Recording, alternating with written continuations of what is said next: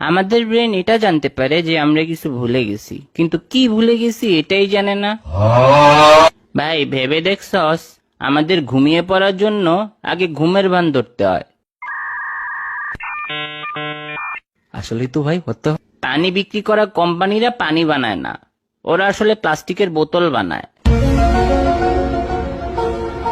হ্যাঁ ভাই, মানিব্যাগ আসলে একটা পকেট, যেটা আমরা আবার আমাদের পকেটেই রাখি।